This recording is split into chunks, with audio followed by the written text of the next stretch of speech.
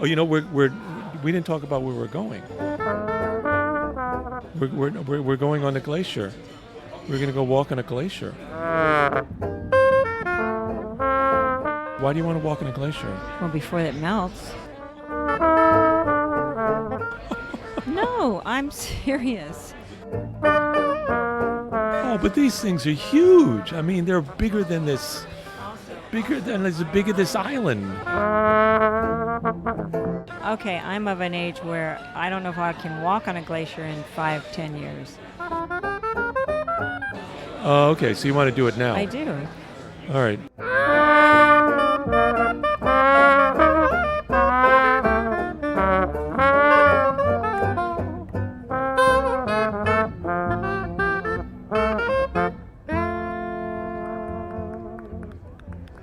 So we're going up to Jasper, Alberta, Canada. Yes. To walk Near on a Banff, glacier. just north of Banff. And just north of Banff, and we're going to be having a bar crawl in Jasper. Yeah, did we get that bar? Did they respond? I'll go there anyway. They didn't respond, but they will. They will. I'll get them on the phone. Okay. Give them a call. They're going to say, Bar Crawl Radio. Why, yes, we've always wanted you to be on our. Come, please. Yeah. Stay here. Right. Do Bar Crawl Radio. Yeah. Okay, now right. We're at 5 Napkin. Yes, we are. Back at 5 Napkin. Burger. And it's and glorious. Bela's here. It's summer. It is. Oh, glorious Beautiful, days of summer. Warm weather. We get a lot of rain, but then we got these beautiful days in between. Just great days. And we're here at 5 Napkin, and it's not really crowded, but you can hear there's some activity going around. Yeah. But the bar is not so crowded. So, no, it's not. Right. We have a lot of elbow room tonight. Yeah, and we're going to try to get Bela over here to talk. So this is Bar Crawl Radio number. I'm shrugging my shoulders. 49. No, I wrote it down. Bar Crawl Radio number 49. Wow, we're almost at 50. A half a century. And look, I have a hat that has 49 on it. That's right, because, well, can we say that was a very special year? Special year. That's right. Special year to Alan. Someone was born in 1949 or 1849. Or, yeah. 1749.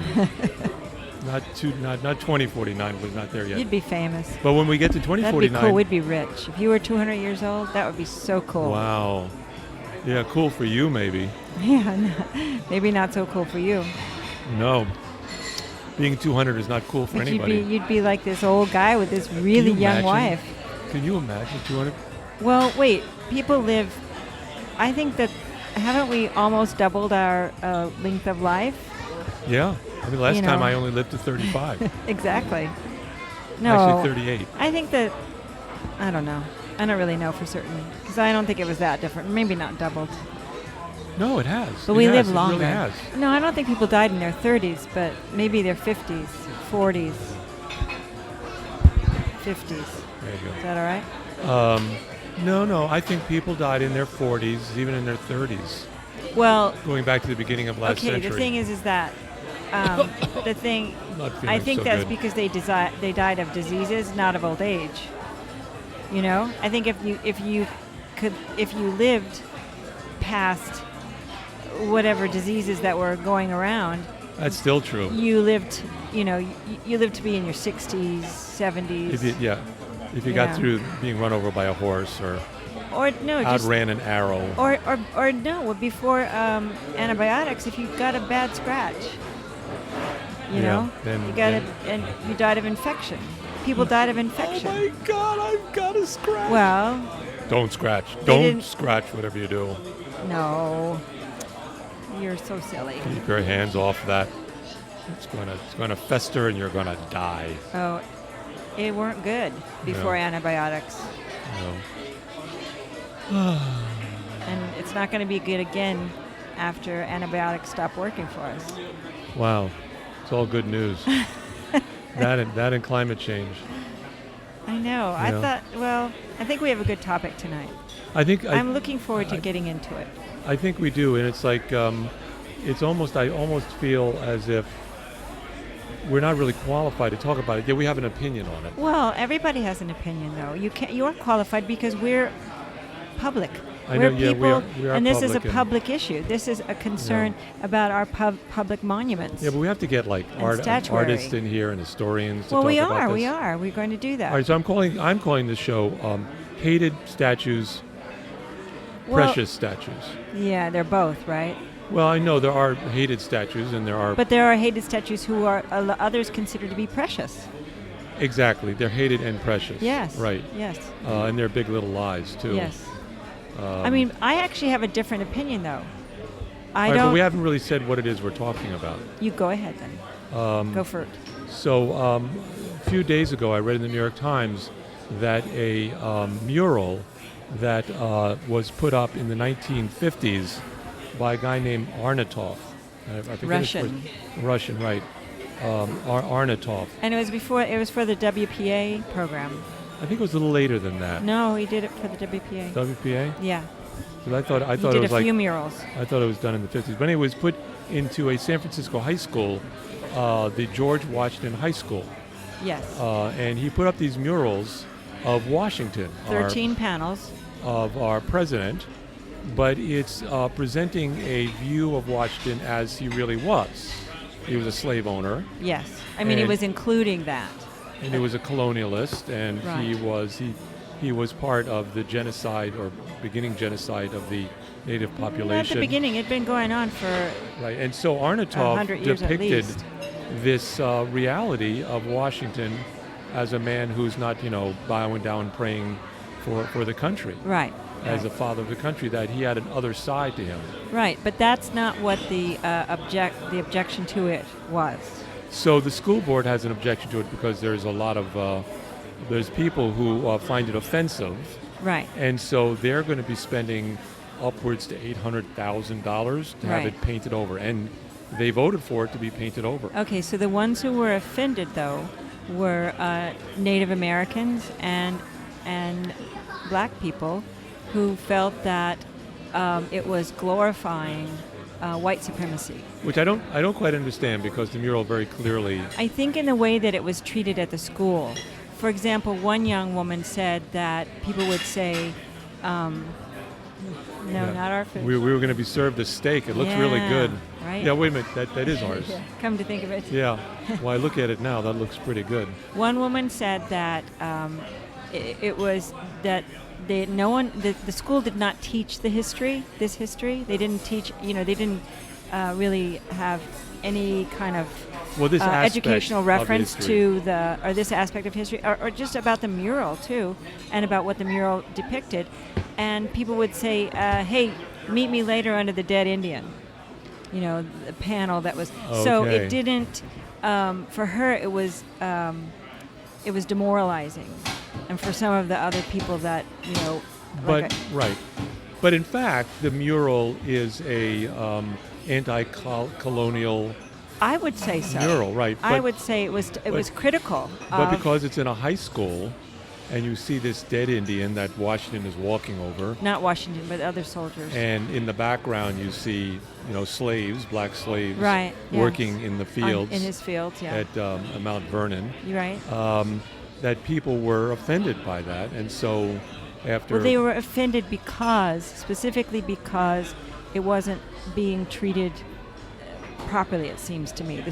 I think the school should have educated the students. It should have been... Well, yeah, now you're going to what should have been done, but it is seen by some as a hated object to the point where they are taking it down. Yes. And they're spending enormous amounts of school funds. And there are people that object to it, of course. And then there are people objecting to it. Now, there was one man, I'm gonna play it right now, who was at a school board meeting, and a number of people at the San Francisco school board meeting were protesting it.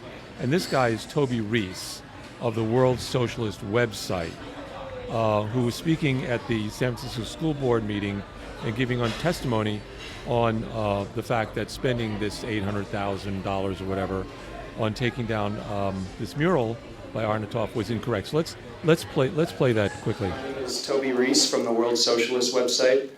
I strongly oppose any removal or painting over of the murals.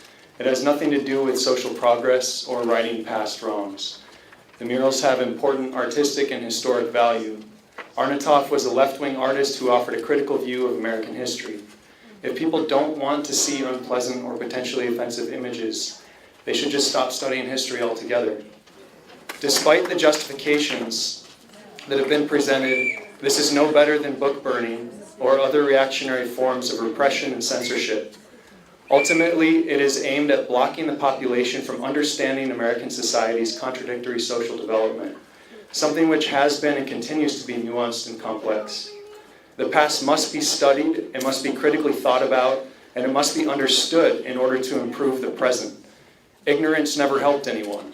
We can't erase history.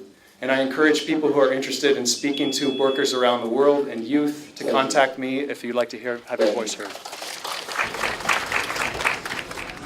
Okay, so that's Toby Reese of the World Socialist website. See, the problem with his argument, I don't disagree with his argument at all, but the problem with his argument, it wasn't addressing the concerns of the people that wanted it taken, painted over. I don't think that was his point. I mean, his point is that history is complex, and that just painting over any kind of history is not going to deny the history. That we need to. But the objectors were not upset about it because they felt it was denying history. They were upset because it wasn't. It was giving the wrong impression because they were not being taught about the history. No, I think you're confusing you think I'm a little wrong? bit. I don't know. I think some were worried about that it wasn't being taught in the school. Others were saying that this is incorrect, this is wrong, we shouldn't see these. And I think the point he's making is that history is very complex, it's very muddy, it's very, there's good sides of it, there's bad sides of it, and depending on how you look at it, it's going to look different, and you're going to have different opinions, but you don't present one side of it. But I don't think you don't present something that it doesn't show the whole story. That it doesn't show the many sides of the story. Right, I don't know you'll ever get to the whole story.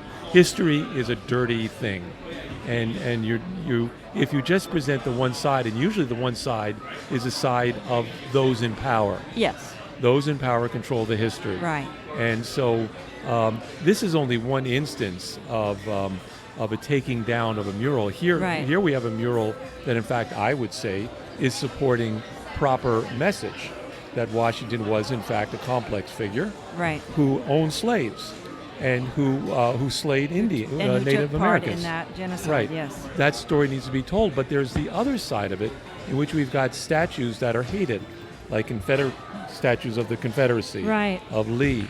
And we have a lot of people who are offended by that, and rightfully so. They're offended by it. Right. Or Columbus Circle. Columbus, was seen as a very controversial figure. But it wasn't controversial until just most recently. Well, only because it's not been taught in our schools until more recently. And why is that? Why is it that we haven't really thought about Columbus as a vile figure in some sense? Because usually, up until relatively recently, until the Me Too movement, until Trump, we've passed by these statues without really looking at them. Oh, it's before the Me Too movement. Yeah. Before that, this has been going on. This discussion of Columbus is well before the Me Too movement. I remember years back. How many years back? Not more than 10 years. Well, the Me Too movement is not 10 years old. When we first, I think it's a minor point. When we first came to the city, no one thought of the Columbus Circle as a statue that should come down. I'm sure there were people, but no, it wasn't something that you heard, discussed. Right. Its own, and Roosevelt's statue at the American Museum of Natural History. Teddy Roosevelt. With the Indian on one side and the black man on the other side, and he's high up on the horse. I mean, for how many years we lived here, we never thought about the problem that it was a problematic statue. Right. It's only relatively recently that it's come to a head. Right. but until that time, all of the ideas about these statues as being colonialist, or Roosevelt sitting on a horse above these two minorities, or the Lee statues, were seen as, they weren't even looked at. They were historical. It was just part of the. Is part of the background. They were more than that. They were looked at, and there was, for example, in Virginia, in Richmond, Virginia, there's a row of statues that are memorializing the Civil War.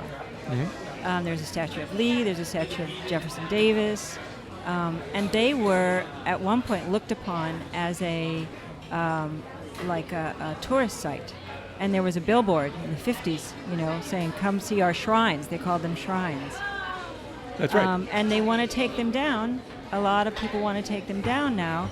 And I think that the way that the Virginia has looked at this has been very thoughtful, because they've set up a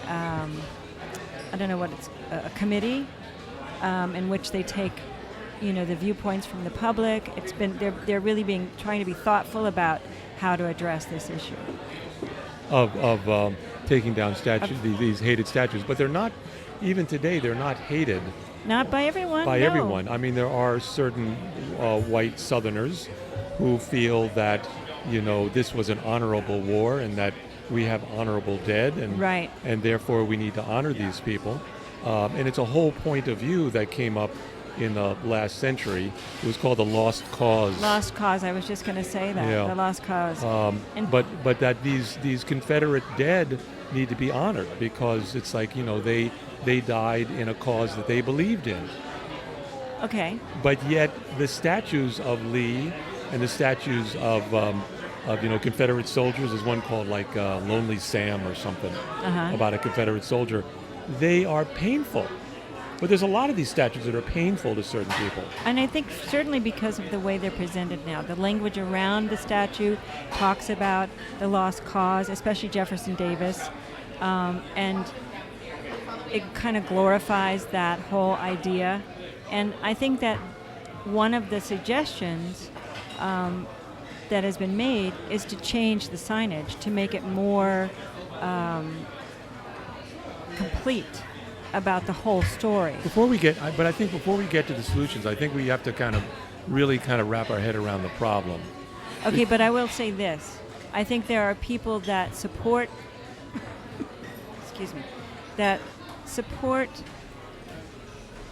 removing the signs, and there are people that support, not the signs, keeping the statues, not taking them down, kind of on both sides of the issue, or on both sides of the political spectrum, so to speak, because, for example, that young man was a socialist, which is very far left, correct?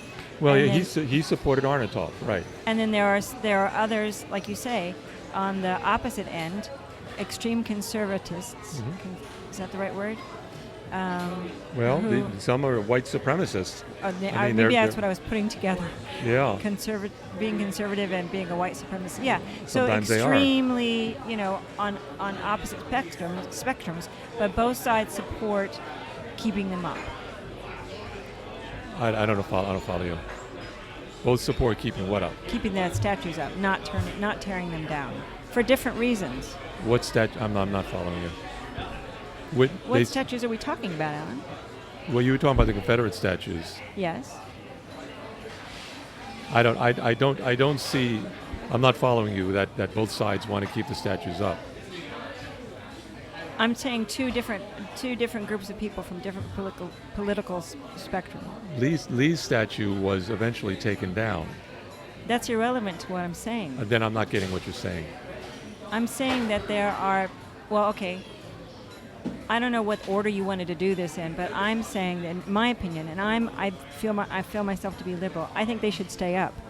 I think the statues should not be torn down, because they do depict part of our history. It is our history. It's who we are, and it's the warts and the pimples and everything. And I think the signage should be changed. I think that the education should be changed. I think children should be taught about these people and who they were and what their, the horrible, ugly things about our history. But I don't think that our monument should be taken down. So I agree with the supremacist, the white supremacist. I don't think that statue should be taken down. I doubt you agree with the white supremacists. Not for his reasons. I don't agree with their reasons for keeping it up. No. Yeah, I think it's a very different point of view that you're taking. Maybe the outcomes are very, very different. I doubt the white supremacists would agree with you at all. No, not on my. Maybe as not far as a white supremacist is concerned, the statues have already been contextualized. They're there honoring these people. You're taking my argument and being too critical of it. I'm just being simplistic. We both sides at least agree that the statue should not be taken down. Now I think there should be different signage. I would not object to statues being moved. All right. I'm gonna throw a wrench into your argument, and that is these statues. And I'm not saying I generally disagree with you, because there's some. I think there's some relevance to your argument, and I would tend to agree. But these statues are very, very painful to some people. I know. So the statues of Cecil Rhodes in South Africa, who was the conqueror of the black, Africans, was very painful. And every time you looked at that statue, or if you're a black man in the South and you look, or a woman in the South, you look at Lee and his support of slavery, right. It's a painful feeling. I guess it would be like putting up a statue of Hitler.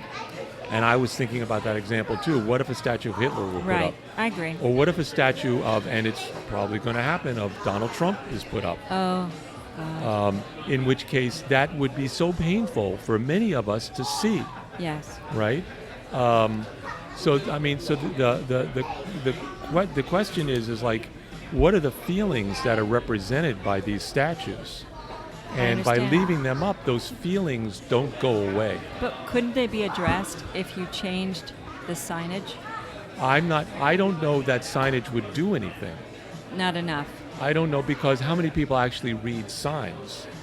How does that change the context? That's true. Those in power, those that are telling the narrative of Roosevelt above the Indian and the black man, right. That narrative continues because it is embedded in the statue. But I don't think that Lee is like Hitler.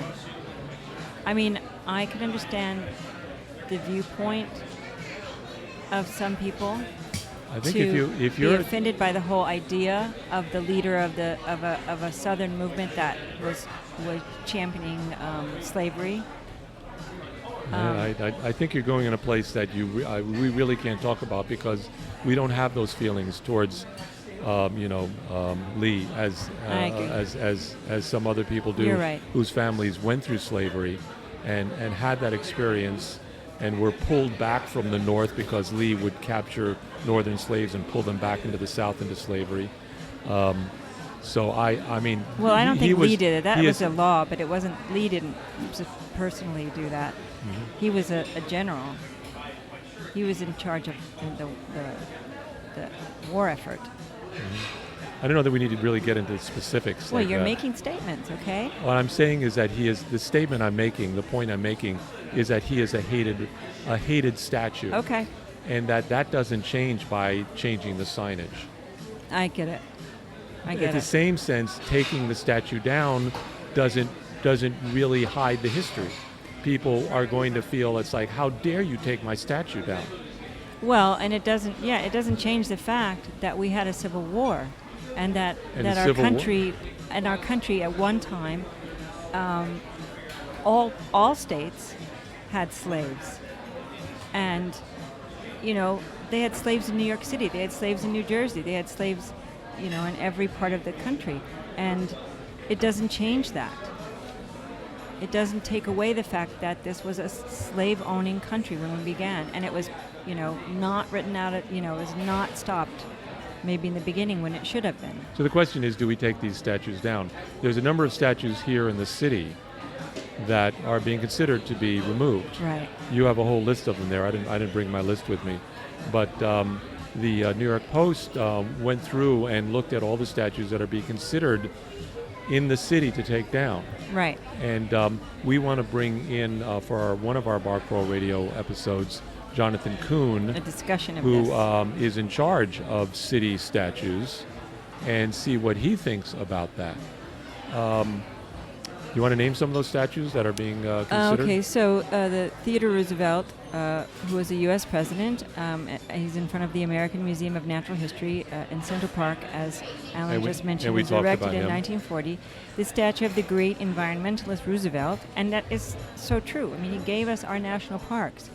Sitting astride a horse and flanked by African and Native American figures, was meant to symbolize a progressive president uniting America's races. And Some now- activists today see it as an image of white supremacy, with Roosevelt towering over his It companions. is. It absolutely is about It white is. supremacy. And he was an imperialist.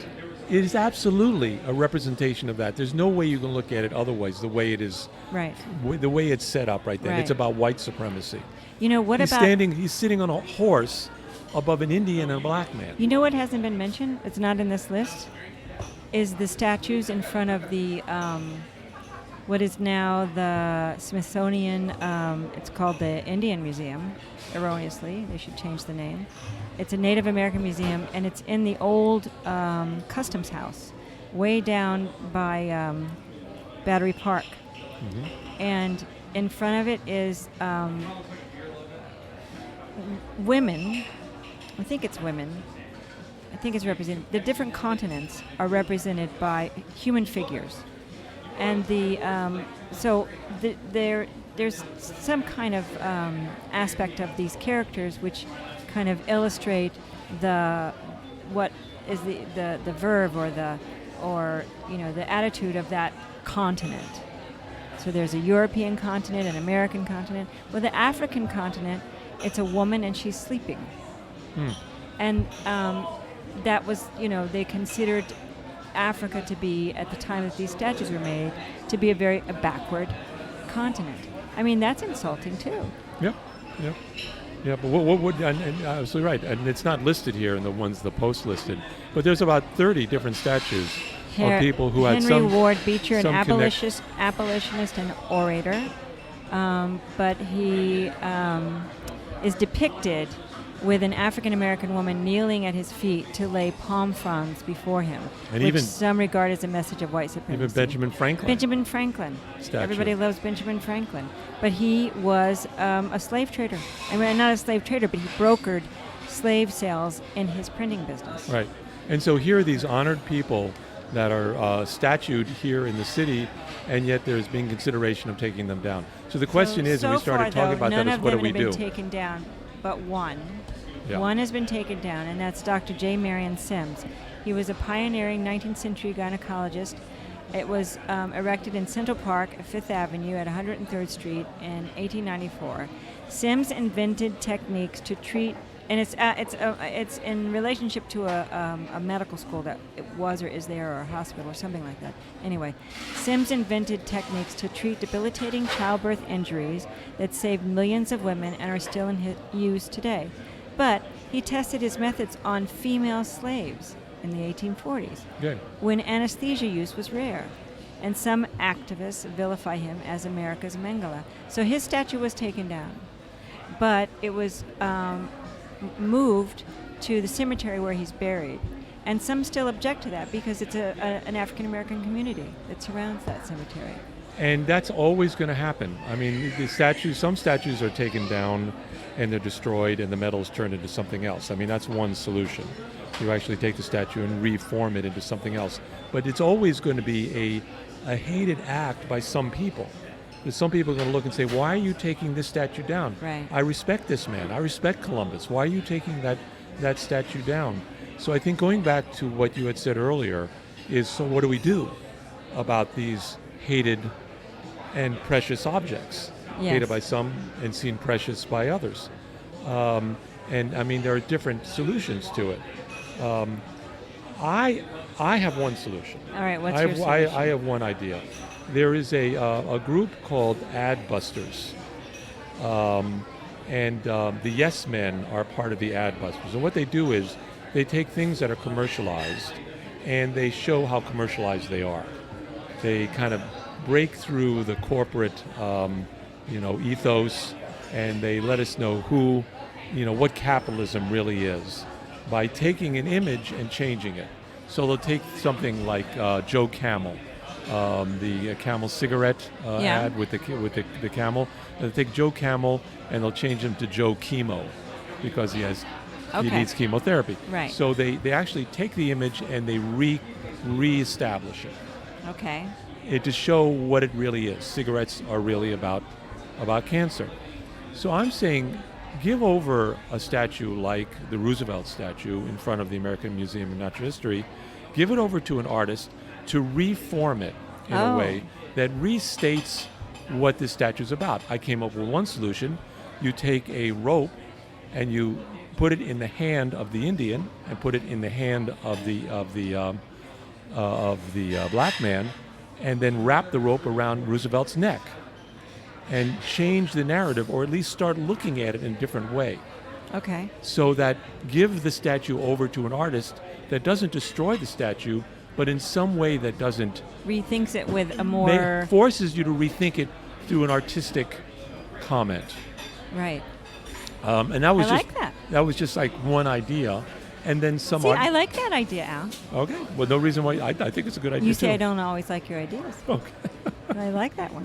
Good. I'm glad you like that. I like it because it's creative, it's artistic, and it'll then artistically represent a modern view of this person. And I think artists are really good at that.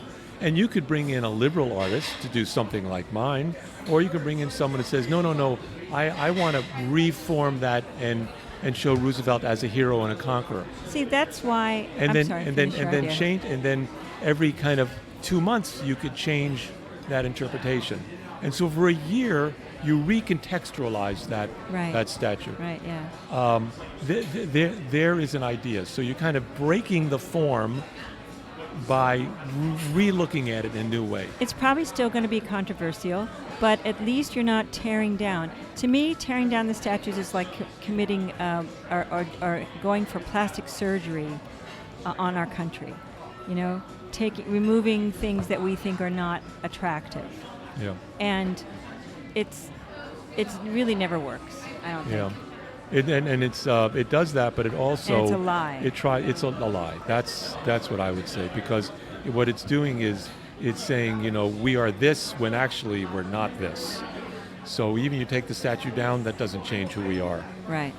That we're still, the Usians are still people that have a lot of great aspects to them. And a lot of baggage. But a lot of baggage. Yeah. And with that, I think that's a Bar Call Radio episode. Okay.